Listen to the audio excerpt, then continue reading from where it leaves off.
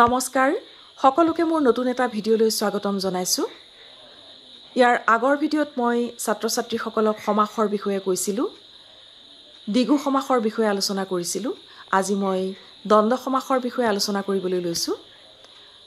দ্বন্দ্ব সমাস তিনি প্ৰকাৰৰ: ইটৰেটৰ দ্বন্দ্ব সমাস, সমাহাৰ দ্বন্দ্ব সমাস আৰু একশেষ দ্বন্দ্ব সমাস। এতিয়া ইটৰেটৰ দ্বন্দ্ব সমাসনো কি? ইটৰেটৰ দ্বন্দ্ব সমাস হৈছে যি দ্বন্দ্ব সমাসত সমস্যমান পদবিলাকৰ অৰ্থ একেই থাকে, সিয়ে হৈছে ইটৰেটৰ দ্বন্দ্ব সমাস। আমি সমাসৰ সংজ্ঞাত পাইছিলো দুই বা ততোধিক অৰ্থৰ সংগতি থকা পদ লগ খাই যেতিয়া এটা পদ হয়, সিয়ে হৈছে সমাস। সেই অনুসৰি ইটৰেটৰ দ্বন্দ্ব সমাসত যিকেইটা পদ লগ খাই থাকে, সেই পদসমূহ পাছত ভাঙি দিলেও তাৰ অৰ্থৰ কোনো সালসলনি নহয়। উদাহৰণস্বৰূপে ভীম অৰ্জুন বা ভীমাৰ্জুন।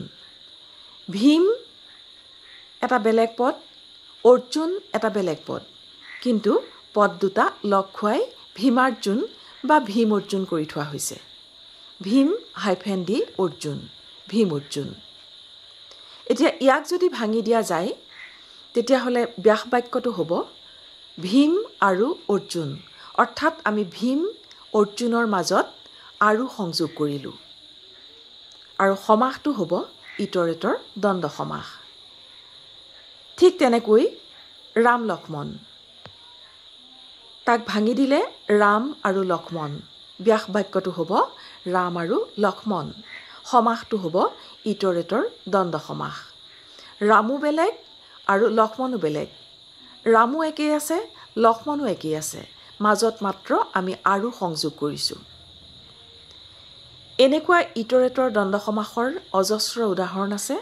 তাৰে কেইটামান মই কৈ দিছোঁ: ভাই ককাই, ভাই আৰু ককাই, বাই ভনী, বাই আৰু ভনী, জন্ম মৃত্যু, জন্ম আৰু মৃত্যু, তেমি কটাৰী, তেমি আৰু কটাৰী, ধাৰী পাতি, ধাৰী আৰু পাতি, কাপ প্লেট, কাপ আৰু প্লেট, অহোৰাত্ৰ, অহো আৰু ৰাত্ৰ।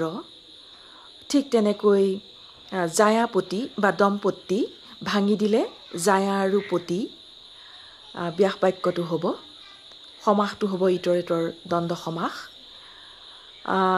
আৰু অজস্ৰ আছে।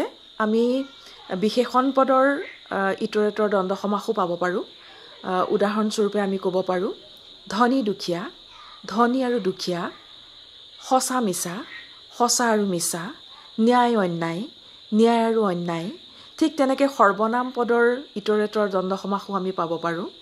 যেই সেই, যেই আৰু সেই, তুমি আমি, তুমি আৰু আমি, যাকে তাকে, যাকে আৰু তাকে, বা যাক তাক, যাক আৰু তাক। ঠিক তেনেকৈ ক্ৰিয়াপদৰ ইটৰেটৰ দ্বন্দ্ব সমাসো থাকিব পাৰে।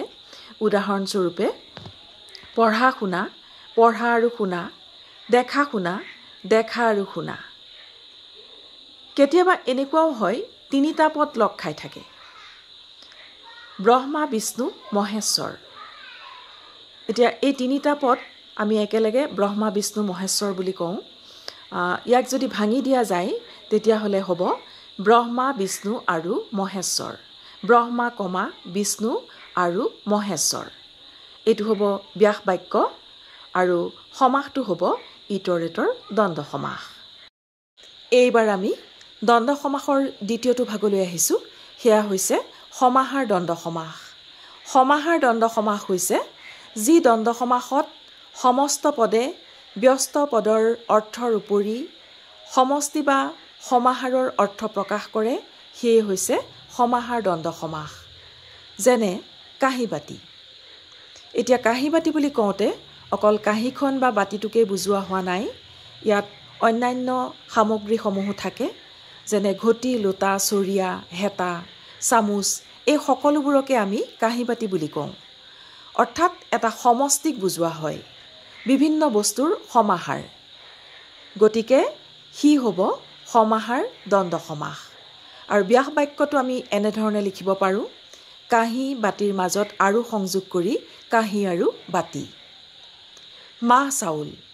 মাহ চাউল বুলি কওঁতে সকামৰ মাহ চাউলখিনি লৈ আহচোন, এনেকৈ যেতিয়া কওঁ, তেতিয়া আমি অকল মাহ বা চাউলকেইটাকেই নুবুজোঁ, তাত অন্যান্য ফল মূল থাকিব পাৰে, এটা সমষ্টিক বুজোৱা হয়। ব্যাস বাক্যটো আমি মাহ আৰু চাউল এনেধৰণে লিখিব পাৰোঁ, কিন্তু যিহেতু সমষ্টিক বুজোৱা হয় বা বিভিন্ন বস্তুৰ সমাহাৰ হয়, গতিকে সি হ'ব সমাহাৰ দ্বন্দ্ব সমাস। ঠিক তেনেধৰণে ভাত মাছ, ভাত আৰু মাছ সমাহাৰ দ্বন্দ্ব সমাস। ভাত মাছ বুলি কওঁতে অকল ভাতকেইটা বা মাছখিনিকে বা মাছটোকে নুবুজায়, তাৰ লগত অন্যান্য উপকৰণসমূহো থাকিব পাৰে। তেল টেঙা, তেল আৰু টেঙা। আম কঁঠাল, বাৰীৰ আম কঁঠাল বুলি কওঁতে অন্যান্য ফল মূলবোৰকো বুজোৱা হয়, অকল আম বা কঁঠালটোকেই বুজোৱা নহয়, আন আন ফল মূলবোৰকো বুজোৱা হয়। গতিকে এই ধৰণৰ যেতিয়া বস্তুৰ সমাহাৰ ঘটে বা সমাহাৰৰ অৰ্থ বুজোৱা হয়, তেতিয়াই সি সমাহাৰ দ্বন্দ্ব সমাস হয়। সমাহাৰ দ্বন্দ্ব সমাসৰ আৰু কেইটামান বেলেগ উদাহৰণ আছে, মই তাৰে দুটা উল্লেখ কৰিছোঁ, যেনে মাছ পুঠি। এতিয়া মাছ পুঠি ব্যাস বাক্য আমি মাছ আৰু পুঠি নিলিখি এনেকৈ লিখিব পাৰোঁ, পুঠিকে ধৰি আন আন মাছবোৰ। ব্যাস বাক্যটো আমি তেনেকৈও লিখিব পাৰোঁ। সমাসটো সমাহাৰ দ্বন্দ্ব সমাস হ'ব। ঠিক তেনেকৈ আন এটা উদাহৰণ দিছোঁ, পা পইচা। পা পইচা, পইচাকে ধৰি আন আন মুদ্ৰাবোৰ। এনেধৰণে আমি ব্যাস বাক্যটো লিখিব পাৰোঁ। এইবাৰ আমি দ্বন্দ্ব সমাসৰ শেষৰ পৰ্যায়লৈ আহিছোঁ। শেষৰ ভাগটো হৈছে একশেষ দ্বন্দ্ব সমাস। একশেষ দ্বন্দ্ব সমাসনো কি? একশেষ দ্বন্দ্ব সমাস হৈছে যি দ্বন্দ্ব সমাসত ব্যস্ত পদসমূহৰ ভিতৰত প্ৰথমটো ব্যস্ত পদ বহুবচনযুক্ত হয় আৰু বাকীবোৰ পদ লুপ্ত অৱস্থাত থাকে, সেয়ে হৈছে একশেষ দ্বন্দ্ব সমাস। উদাহৰণস্বৰূপে ৰামহঁত, এই পদটো কিন্তু কোনোবা এবাৰ হাইস্কুল শিক্ষান্ত পৰীক্ষাত আহিছে। ৰামহঁত, ৰামহঁত বুলি কওঁতে ৰামৰ লগত আৰু কোনোবা আছে, কিন্তু লুপ্ত অৱস্থাত আছে। ৰামহঁত এটা বহুবচনযুক্ত পদ, গতিকে ই নিশ্চয়কৈ একশেষ দ্বন্দ্ব সমাস হ'ব। আৰু ব্যাস বাক্যটো আমি এনেধৰণে উলিয়াই ল'ব পাৰোঁ, ৰাম যদু মধু ইত্যাদি। ঠিক তেনেকৈ দদাইহঁত, দদাইহঁত বুলি কওঁতে দদাইৰ লগত আৰু কোনোবা আছে, কিন্তু পদবোৰ লুপ্ত অৱস্থাত আছে। আমি ব্যাস বাক্যটো এনেধৰণে লিখিব পাৰোঁ, দদাই ককাই মোমাই পেহা খুৰা ইত্যাদি। আৰু সমাসটো হ'ব একশেষ দ্বন্দ্ব সমাস, যিহেতু প্ৰথম পদটোৱে বহুবচনযুক্ত। যি কি নহওক ছাত্ৰ ছাত্ৰীসকল, আমি দ্বন্দ্ব সমাসৰ বিষয়ে বহুখিনি আলোচনা কৰিলোঁ। তোমালোকে নিশ্চয় বুজি পাইছা, আৰু কিবা যদি প্ৰশ্ন থাকে তেতিয়াহ'লে কমেণ্টত লিখি থবা, মই প্ৰশ্নৰ উত্তৰ দিবলৈ যত্ন কৰিম। আজিলৈ ভিডিঅ'টো সামৰিছোঁ। সকলোকে শুভেচ্ছা জ্ঞাপন কৰিছোঁ।